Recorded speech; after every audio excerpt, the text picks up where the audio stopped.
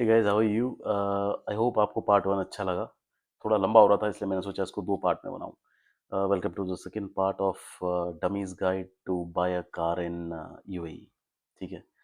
तो लास्ट मैं बता रहा था आपको कि आप मैकेनिक से चेक करिए कि उसके लिए वो कार नाइटमेयर तो नहीं है। नाइटमेयर मतलब टफ ना हो उसके लिए काम करना। उसका फ़ायदा ये है कि देखो, पॉपुलेशन बढ़ गया है यहाँ पे यूएई में। ट्रैफिक भी बढ़ गया, गाड़ियाँ बढ़ गई। तो हर मैकेनिक जो है ना वो कहीं ना कहीं ओवरवर्क्ड है, और वो ओवरवर्क उनके सर्विस में भी दिख रहा है। मेरे को तो एटलीस्ट दिखा है कि काम थोड़ा ढीला हो गया है, चीज़ें मिस हो जाती हैं उनसे। ठीक है।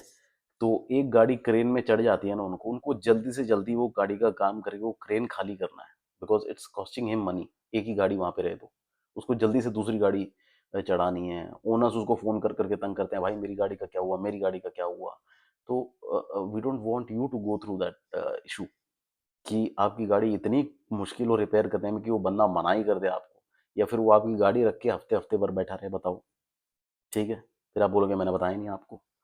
तो आप मैकेनिक से ज़रूर ये पूछें कि ये गाड़ी आपको रिपेयर करने में हेडेक तो नहीं है, आसानी से हो जाएगी, पार्ट्स अवेलेबल हैं।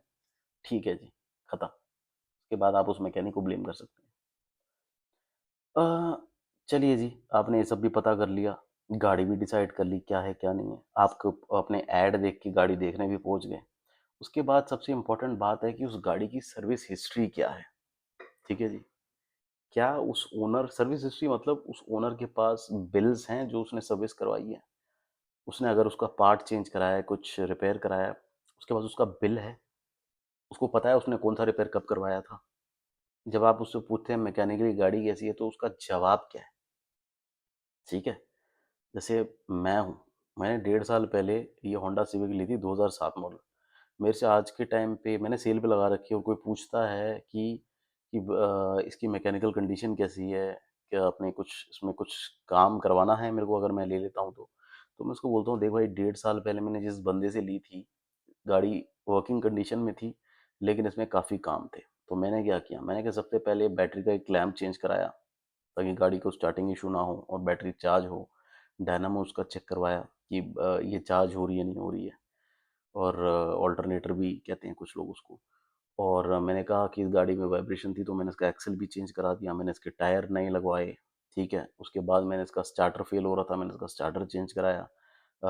एक्सल्स तो मैंने आगे पीछे दोनों चेंज कराए थे, जंपिंग्स इसके चेंज कराए, शॉकर्स चेंज कराए, गियर ऑयल चेंज कराया मैंने इसका, इंजन ऑयल फिल्टर चेंज कराया मैंने। अंदर एक शेड, विंडो शेड जो है काम नहीं कर रहा था, मैंने वो नया इंस्टॉल कराया। और सिविक में एक प्रॉब्लम है कि 2 लाख किलोमीटर के बाद जो इनका ओडोमीटर होता है, उसकी लाइट उड़ जाती है। ओडोमीटर काम कर रहा है लेकिन तुम्हें दिखता ही नहीं है, रात को भी तुम्हें नहीं दिखेगा, मतलब एकदम बत्ती गुल। तो दैट इज़ यूजलेस। मैंने नया ओडोमीटर लगवाया, पुराना वाला मेरे पास पड़ा हुआ, आप देख सकते हैं, ओरिजिनल माइलेज के लिए। तो ओडोमीटर मैंने नया लगवाया। और जो इसका हैंड ब्रेक का हैंडल था, वो हैंडल टूटा हुआ था, तो मैंने वो हैंडल भी नया लगवाया। ब्रेक पैड सारी चेंज करवाए, अभी दोबारा चेंज करवाने का टाइम आने वाला है। तो मैं रिकमेंड भी करता हूँ कि अभी जो है 1000 किलोमीटर बाद आप सर्विस कराएंगे तो ब्रेक पैड आप चेंज करा लें, क्योंकि मैं टाइम पे कराता था। और बैलेंसिंग अलाइनमेंट मैं टाइम पे कराता हूँ, और इन सब चीज़ों के बिल भी हैं। ऐसा नहीं कि मैं कुछ भी बोल दिया, मैं बिल भी दिखाता हूँ लोगों को। तो दैट्स वाई मेरे कुछ कलीग्स हैं, वो मेरी गाड़ी ही लेना पसंद करते हैं, क्योंकि उनको पता है मैं गाड़ी को बहुत अच्छे से रखता हूँ, और रखना ही पड़ता है। गाड़ी मतलब कार आप लेते हैं, it's a depreciating asset, but still it is an asset. और यहाँ पे गाड़ी होना बहुत ज़रूरी है आपको। That is all together a different subject. ठीक है। तो ये थी सर्विस हिस्ट्री। और थोड़ा और इसमें डिटेल जाएंगे तो अपन बोलेंगे कि इसका टायर चेंज करा था आपने, नहीं करा था, क्योंकि यहाँ पे आई थिंक एक टायर आप 4 साल चला सकते हैं, उसके बाद आपको चेंज कराना पड़ेगा। लेकिन मैं प्रेफर करता हूँ कि 2 साल में ही चेक करूँ कि गाड़ी का टायर, अगर आप अलाइनमेंट बैलेंसिंग टाइम पे करा रहे हो तो कि गाड़ी के टायर की हेल्थ अच्छी रहेगी। तो लेकिन 2 साल बाद आप फिर भी चेक करवाएं, और टायर जिससे आप बैलेंसिंग अलाइनमेंट कराते हो उनसे रिकमेंडेशन लें कि यार 2 साल कंप्लीट हो गया, मैं चेंज कराऊँ ना कराऊँ। लेकिन 4 साल तक तो स्ट्रेच ना ही करूँ, कि तीसरे साल में ही मैं चेंज करा दूँ। तो अपने को वो पूछना पड़ेगा टायर चेंज कराया था नहीं कराया था। और एक बहुत इंपॉर्टेंट चीज़ है, टायर किस पे लगते हैं, अलॉयज़ पे। वो अलॉयज़ की कंडीशन कैसी है, और मैं ये क्यों बोल रहा हूँ, ये आपको हर कोई नहीं बताएगा, ये मैं बता रहा हूँ आपको। मेरे से गलती हुई थी। मैंने जब टोयोटा एवोलॉन ली थी, गाड़ी बहुत स्मूथ थी, लेकिन मुझे ये नहीं पता चला कि कभी कभार बीच बीच में उस गाड़ी में वाइब्रेशन आती है एक पर्टिकुलर स्पीड पे, और कभी वो गाड़ी एकदम स्मूथ हो जाती है। ये बात हम 2 बार तो हमने एक्सल चेंज कर लिए, 350 का खर्चा वो, स्पार्क प्लग वगैरह भी चेंज करे हमने, लेकिन भाई कोई पकड़ ही नहीं पा रहा है। फाइनली जब गाड़ी बेचने, मैंने तंग आके बेचने में लगाया, और उस टाइम पे मैं जाके दोबारा मैकेनिक को बोला फुल सर्विस के बाद, यार इसकी वाइब्रेशन अभी भी नहीं गई है। उसने बोला एक काम करो, जहाँ से मैंने बैलेंसिंग और अलाइनमेंट कराया ना, वहाँ जाके एक बार दिखा के लाओ। तो मैंने बिल दिखाया उनको, जाके बोला तुमने ठीक से नहीं करी बैलेंसिंग, ठीक है। तो उसके बाद जब वो बंदा बैलेंसिंग कर रहा था ना, और ये बात मुझे बड़ी अजीब लगी कि मुझे किसी ने नहीं बताई ये बात। उस बंदे ने मेरे को बताया कि आपका एक अलॉय जो है ना, आगे के राइट साइड वाला, वो अलॉय थोड़ा आपका बेंड है, अच्छा खासा, थोड़ा नहीं अच्छा खासा बेंड है, जो दिख रहा है मेरे को। तो आप इस पे आप बैलेंसिंग कराओगे, अलाइनमेंट कराओगे, कोई फर्क नहीं पड़ने वाला, गाड़ी वाइब्रेट ही करेगी आप। तो मैंने भैया सब कुछ कैंसिल कराया, मैंने वापस गाड़ी लगाई, और मैंने जिन जिन मैकेनिक से मैंने ये गाड़ी की सर्विस कराई थी, मैंने सबको फ़ोन करके बोला कि तुम लोगों ने अलॉयज़ चेक नहीं किए, उसका एक अलॉय बेंड है। और वो क्यों है? क्योंकि ये गाड़ी जो है पार्किंग में खड़ी हुई थी। तो 2 गलतियाँ, 2 रेड फ्लैग्स थे ये। तो इसलिए आप भी गाड़ी चला के देखें। ज़रूरी नहीं है कि हर बार एक्सल ही हो या गाड़ी का अलाइनमेंट बैलेंसिंग ही हो सकता है गाड़ी के अलॉयज़ भी खराब हो। तो वो it's a very slippery slope. बहुत माइन्यूट डिटेल्स है, लेकिन ये जो माइन्यूट जो डिटेल अगर आपने मिस कर दिया ना, तो गाड़ी जितनी मर्जी स्मूथ हो, आपका एक्सपीरियंस खराब कर देगी। और ये ज़्यादातर पुरानी गाड़ियों में इशू आता है। तो बहुत ही आपको पुरानी, जैसे मेरे को बहुत पुरानी गाड़ी, मेरे को पुरानी गाड़ियाँ ही पसंद आती हैं for their simplicity. Overly technical नई गाड़ियाँ मेरे को पसंद नहीं आती। और उसके बाद है जी हमारे स्पार्क प्लग्स हो गए, कॉइल्स हो गई, व्हील बेरिंग हो गई।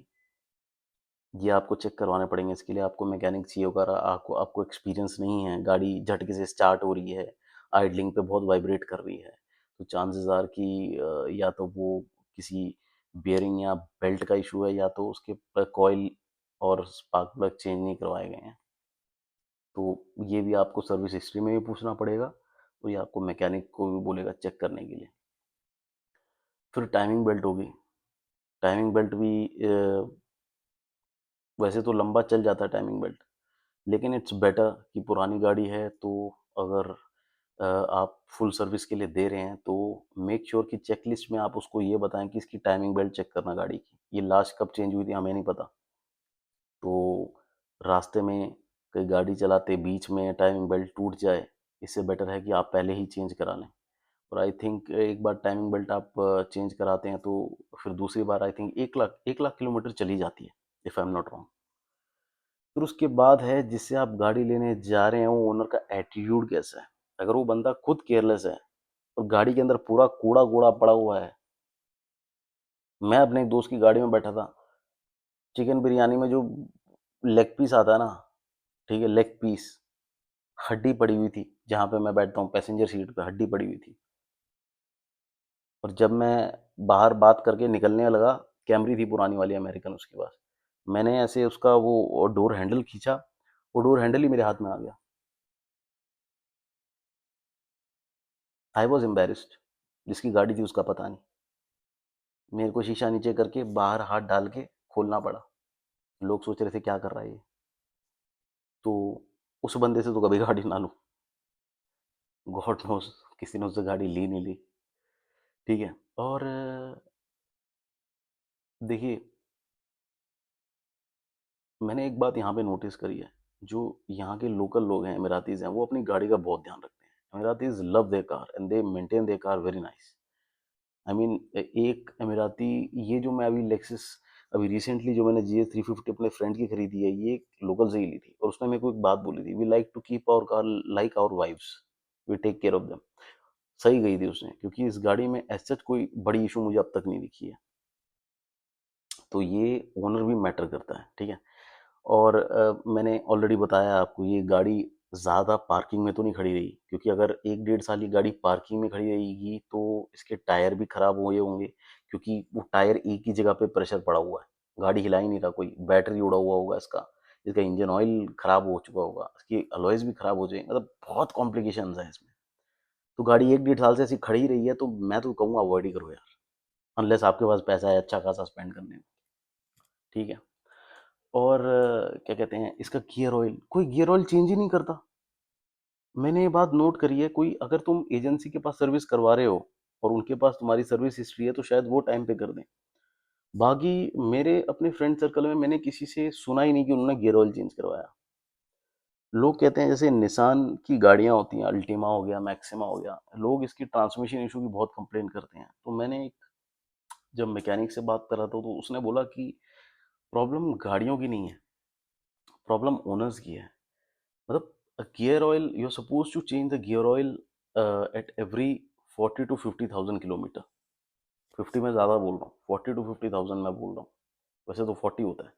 दैट इज एवरी 40,000 किलोमीटर और 50,000 kilometre you should go ahead and change the gear oil, transmission fluid change करना चाहिए।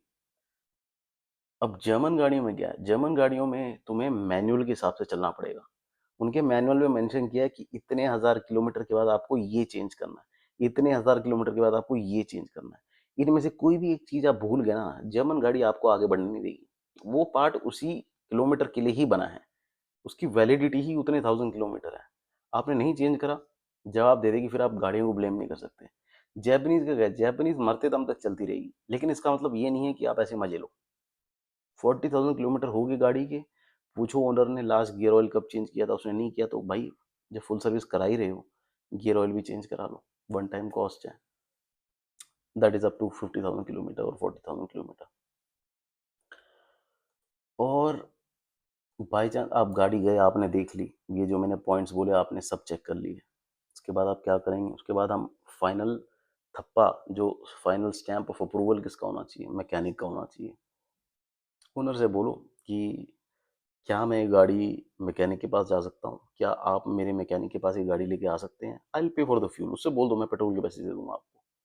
और मैकेनिक मेरे को ग्रीन लाइट बोलता है, कहता है ले लो, तो मैं वहीं से सीधा अथॉरिटी जाऊंगा आपके साथ, आपको पैसे दे दूंगा और गाड़ी आपके ले लूंगा मैं। ठीक है, जेन्युइन बंदा जो गाड़ी बेचना चाहता है, आई डोंट थिंक वो ना कहेगा। अगर आप सीरियस कस्टमर हैं तो वो आपके साथ कोऑपरेट करेगा। उसके बाद मैकेनिक के पास जाएंगे, अब बोलेंगे ये जो जो पॉइंट्स मैंने बताए हैं वो तो है ही हैं, उससे ही बोलेंगे टू जी चेक करे, वो ओबीडी सेंसर लगा के चेक करे कि इसमें एरर्स क्या क्या हैं। और मेन थिंग वो जो हाइड्रोलिक क्रेन है उनकी, लिफ्ट है हाइड्रोलिक लिफ्ट, उस हाइड्रोलिक पे गाड़ी को चढ़ा के उठाए और नीचे पूरा चेक करे कि गाड़ी में लीक्स तो नहीं है, और नीचे क्या मसला चल रहा है, गाड़ी के डिफ्रेशन ठीक है, डिफ्रेशन ऑफ फ्रेम ठीक है, चेसी ठीक है, उसके एक्सेल्स ठीक हैं, शॉक अब्जॉर्बर्स ठीक है, जंपिंग्स ठीक हैं, उसके कंडीशन क्या है नीचे, क्योंकि हम देख नहीं सकते, झुक के कितना लीक चेक करोगे आप। कई जगह पे लीक हो सकता है, माइनर भी हो सकता है, मेजर भी हो सकता है, मेजर दिख जाता है, माइनर नहीं दिखेगा। तो वो नीचे क्या मसला चल रहा है वो देखने के लिए हाइड्रोलिक को उठानी पड़ेगी गाड़ी आपको, जो लिफ्ट होती है वो मैकेनिक्स गराजेस में ही होती है। तो गराज में आप जाएं, एक बारी में 100 150 ग्राम लेगा वो चेक करने के, अपना ओपिनियन देने के, तो दैट इज़ वर्थ इट मेरे हिसाब से तो।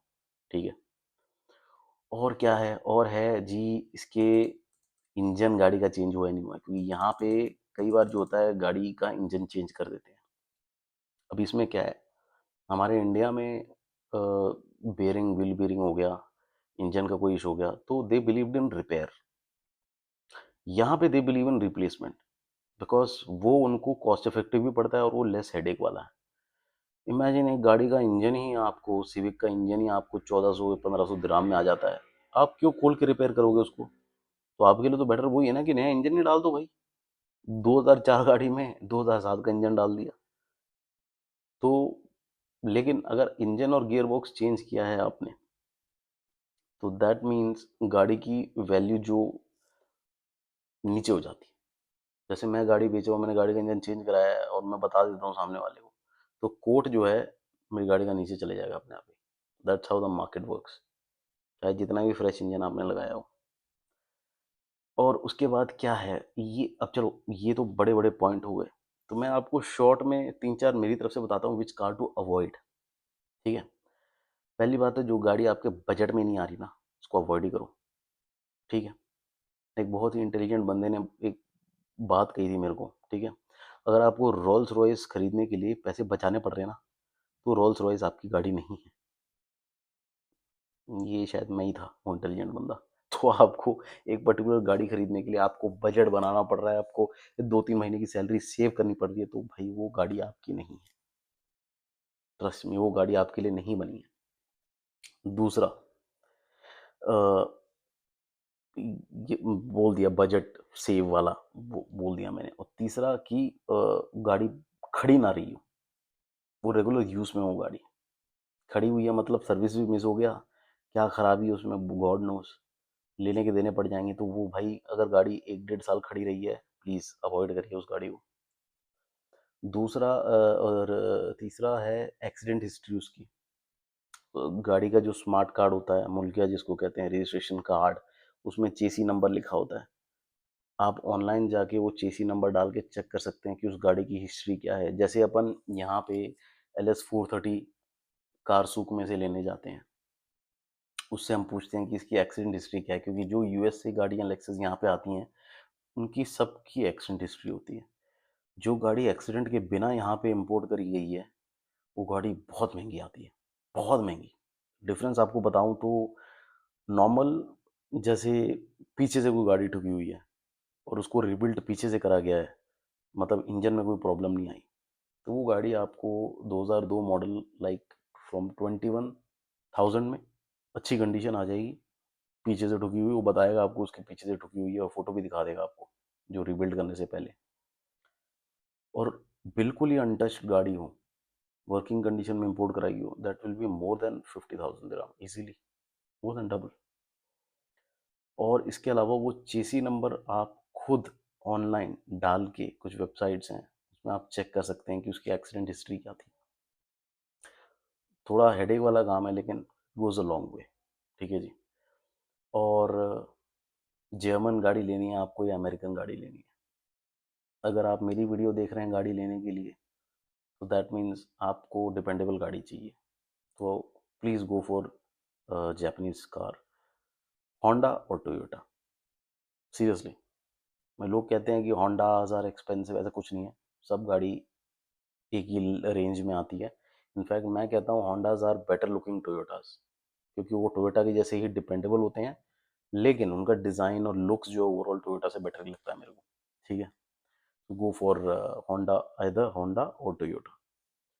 सो I hope you love this video. ये भी 17 मिनट से एक्सटेंड कर गया है। वैसे तो इसके ऊपर मैं आधे घंटे से 1 घंटा, 1 घंटे से भी ज़्यादा मैं इस पर बात कर सकता हूँ, लेकिन मैं आपको कंफ्यूज नहीं करना चाहता, इसलिए मैंने ये 2 पार्ट में बनाया। आशा करता हूँ आपको सेकंड पार्ट अच्छा लगा। So guys, you know what to do, like, share, subscribe, subscribe, like and share, whatever order you want. Okay, take care, see you.